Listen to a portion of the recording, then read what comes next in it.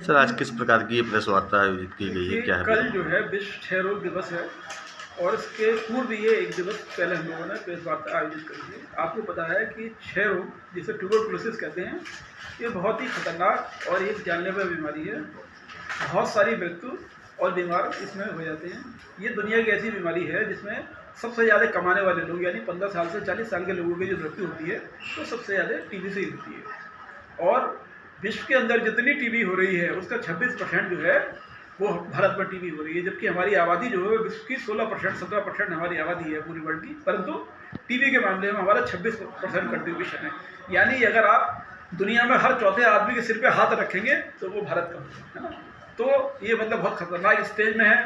तो इसमें माननीय प्रधानमंत्री जी ने हमारे संज्ञान लिया है और माननीय प्रधानमंत्री जी ने जो है वो 2025 तक जो है ट्यूबरकुलोसिस भारत से जो है ख़त्म करने का संकल्प लिया है। हम लोगों को सब उसी में जो है सहयोग करना है।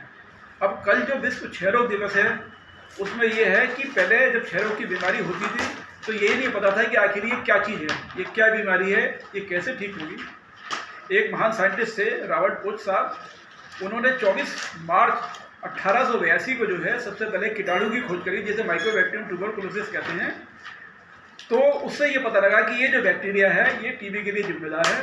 तो जो महान साइंटिस्ट थे हमारे रॉबर्ट कोच साहब, उनके सम्मान में जो है विश्व क्षय रोग दिवस जो है ये मनाया जाता है, क्योंकि इस दिन ट्यूबरकुलोसिस के बैक्टीरिया की खोज हुई थी।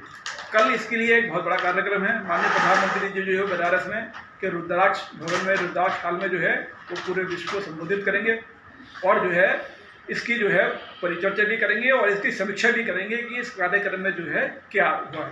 मेरा सभी अपने जनपद के निवासियों से ये अनुरोध है कि जो भी आपके आसपास इस तरह का मरीज हो, जो क्षय रोग के प्रारंभिक लक्षण हैं वो 2 सप्ताह से अधिक खांसी, बुखार, वजन का कम होना, नाइट में स्वेटिंग होना, हीमोप्टीसिस यानी खून के साथ जो बलगम के साथ जो है खून आना, ये प्रारंभिक लक्षण है। यदि कोई भी व्यक्ति ऐसा होता है तो उसकी जो है जाँच बिल्कुल कराएँ, क्योंकि हमारे जितने भी प्राथमिक स्वास्थ्य केंद्र हैं, जितने भी हमारे सामुदायिक स्वास्थ्य केंद्र, हमारा जनपद चिकित्सालय, सब में इसकी जांच होती है और जो है सारी जगह जो है निःशुल्क इलाज है।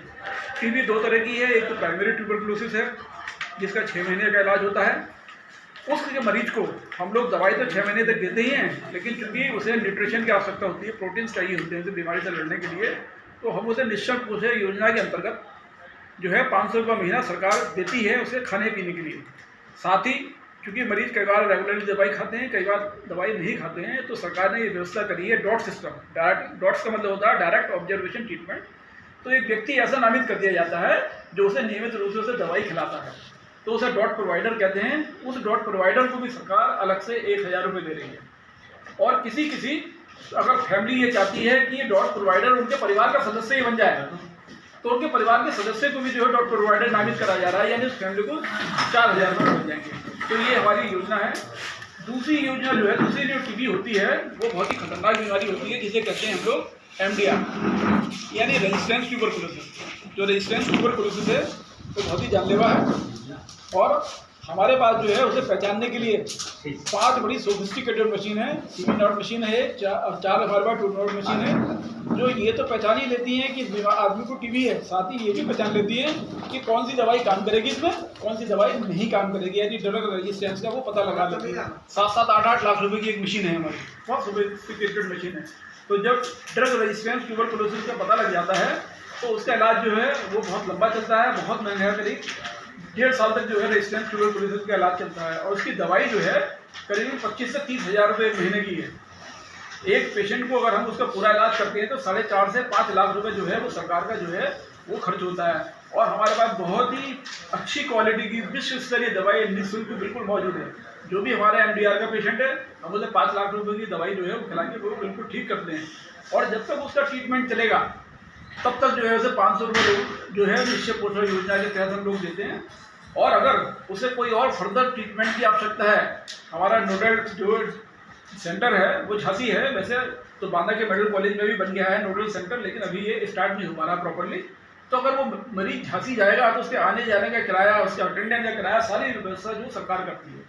तो बहुत ही अच्छी योजना है। मेरा आपसे सिर्फ अनुरोध यही है कि आप इसमें समाज के अंदर इतनी जागरूकता लाएं कि कोई भी व्यक्ति इसका सस्पेक्टिव हो तो तुरंत जो है सिस्टम में आ जाए, क्योंकि जो व्यक्ति बीमार हो गया वो इन्फेक्टेड होता है, दूसरों को वो इन्फेक्शन करता है। अगर वो हमारे पास लेट आएगा तो वो खुद तो बीमार रहेगी और वो 4-6 को टीबी करने के बाद आएगा।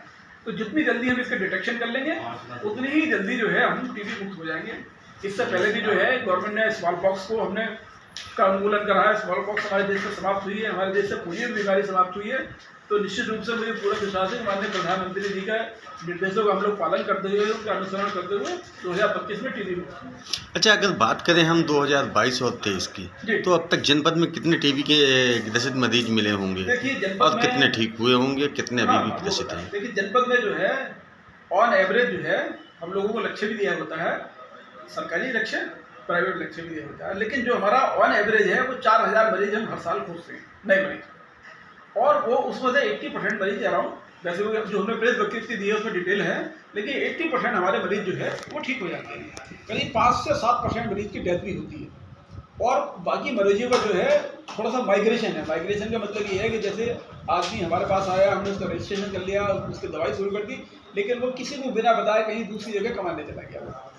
बहुत सारे लोग यहाँ पे महाराष्ट्र में जाके काम करते हैं, तो थोड़ा सा माइग्रेशन होता है, लेकिन करीब 80% हमारा जो है वो क्योर रेट जो है वो बरकरार है। अच्छा, क्षय रोग फैलने का कारण क्या? देखिए क्षय रोग फैलने का कारण यही है कि जो इन्फेक्टेड व्यक्ति है, जिस आदमी में क्षय रोग हो गया, उसके फेफड़ों के अंदर जो है माइक्रोबैक्टीरियम ट्यूबरकुलोसिस जो होता है बैक्टीरिया, वो होता है। जब आदमी बात करता है, जब आदमी नहीं, ये तो बात हो गई इन्फेक्शन की जी, फैलता कैसे? नहीं देखिए फैलता तो ये एयरबॉर्न इन्फेक्शन है। ये आदमी में बताना, जब आदमी बोलता है, सांस लेता है, खांसता है, जो है छींक आती है उसे, तो उसके जो बैक्टीरिया हैं वो एयर के अंदर जो है वो आ जाते हैं।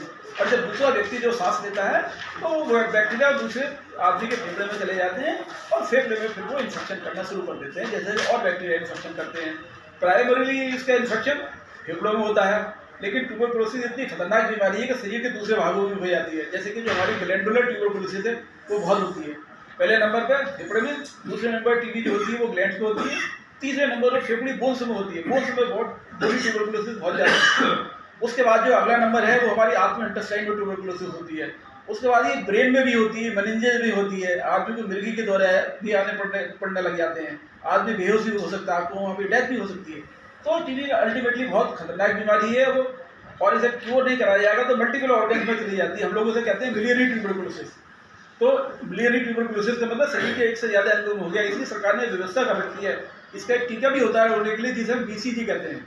तो BCG जो है उसका ये नियम है कि जब बच्चा पैदा हुआ है तो उसके जन्म के 24 घंटे के अंदर जो है वो BCG लगनी चाहिए। इसलिए हमारे जितने भी डिलीवरी पॉइंट हैं, जहाँ भी हमारी डिलीवरी होती है, वहाँ पर हमारी व्यवस्था है कि जैसे ही बच्चा पैदा होगा अस्पताल में, हम उसे 24 घंटे में BCG लगाएंगे, और जब भी वो हमारे अस्पताल से डिस्चार्ज होगा बच्चा, वो BCG लगवाने के बाद ही होगा। ऐसी बात है कि जो आदमी कमज़ोर होता है, सस्पेक्टेबल होता है, उसी पे हर आदमी हमला करता है ना।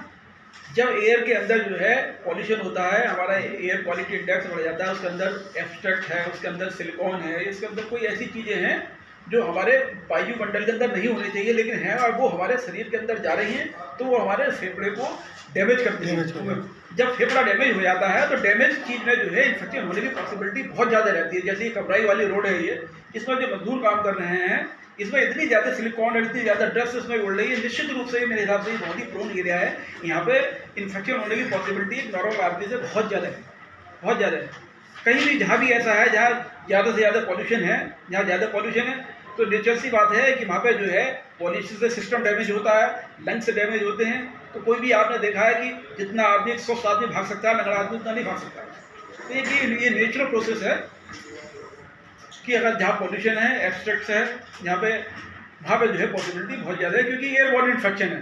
तो जहाँ एयर ख़राब होगी, एयर क्वालिटी इंडेक्स ख़राब होगा, चाहे एयर के अंदर इन्फेक्शन है, चाहे एयर के अंदर जो है सिलिकॉन है या एब्स्ट्रैक्ट है या कॉटन वूल्स हैं, जहाँ पे जो कताई की मिल वगैरह होती है, वहाँ भी बहुत ज़्यादा होता है। सर जी जी, शुभ नाम क्या है आपका? मेरा नाम डॉक्टर संजय कुमार सहवाल है और मैं जिला क्षय रोग अधिकारी और या अपर मुख्य चिकित्सा अधिकारी जनपद कान्हा में हूँ।